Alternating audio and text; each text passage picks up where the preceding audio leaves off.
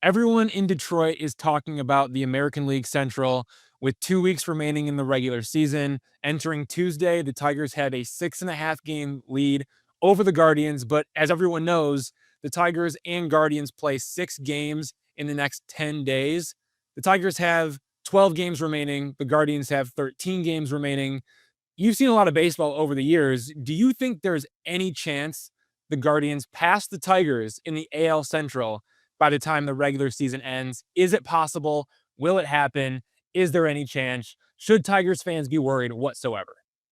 Yeah, I think the Tigers are they're in the catbird seat. Obviously, they have the advantage. What their magic number, I believe, is what 7 over Cleveland. Even with 6 to play, it's Cleveland would obviously they'd almost have to sweep the 6 games to really put some pressure on the Tigers. So I don't think the Tigers need to worry that much, but it should be. It's really going to be an interesting 6 games. The Tigers lead the series right now 4-3, and I was looking at the runs scored and runs against. There's a 20. They've scored 21 and given and Cleveland has scored 20. So the difference in the series is like 1 run. So that's kind of interesting, and they always play each other tough. So I think it'll be good baseball. But I think the Tigers definitely have the advantage here. The Seattle Mariners have won 9 games in a row. But aside from the Mariners, the Guardians are probably the hottest team in baseball right now, winning 4 games in a row. They've also won 8 of their last 9 and 13 of their last 18. What is fueling this late season surge by the Guardians? And maybe the AL Central is not going to happen for the Guardians, but the wild card certainly in play. Yeah, the wild card is in play. They have a difficult. It's going to be difficult for them to even to get there. But what's been fueling them is the Stephen Vogt and the coaching staff made a decision to go with a 6-man rotation. That rotate, starting on this previous road trip through Boston and Tampa Bay. They added Joey Cantillo to the rotation. And the rotation is since that move, they've gone 6-0. This is the starters, gone 6-0 with a 1.72 ERA. So they've really taken to that.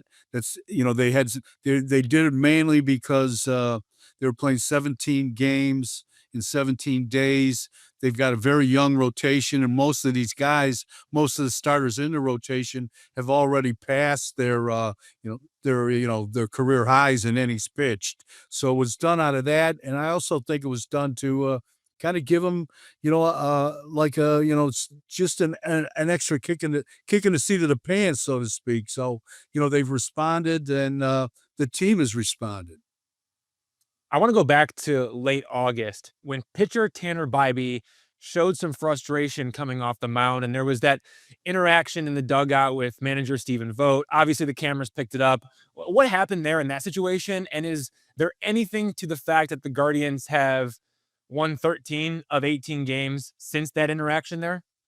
Yeah, I think, there's just, Bobby is really, really competitive.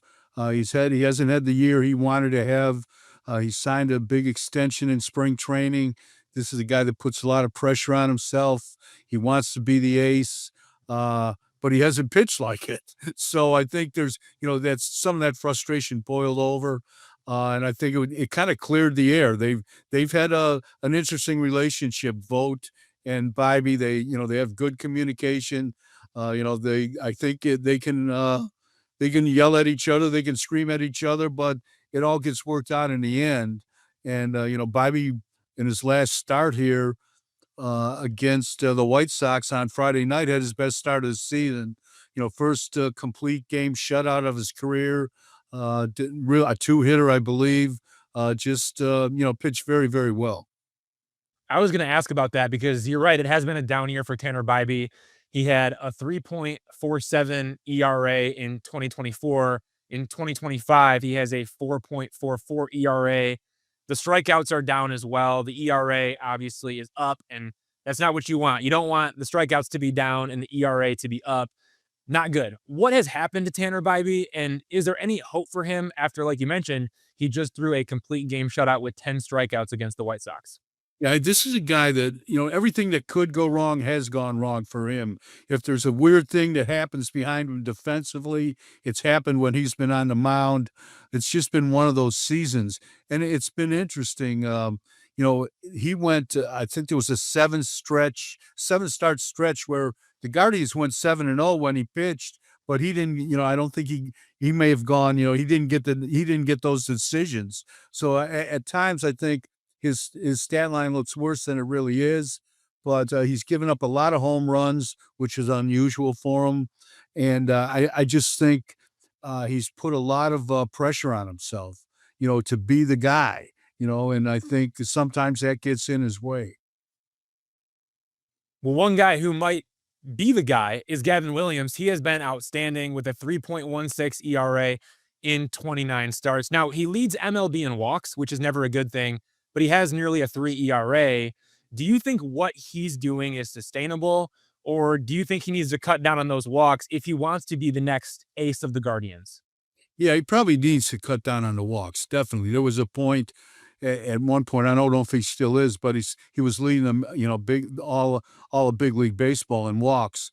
But he is. I think he's gotten over that. He's thrown a lot more strikes. He's getting deeper and deeper into games. He flirted with a no hitter in against the Mets at City Field about 4 or 5 starts ago. Took a no hitter in what he lost it with 2 outs in the ninth inning.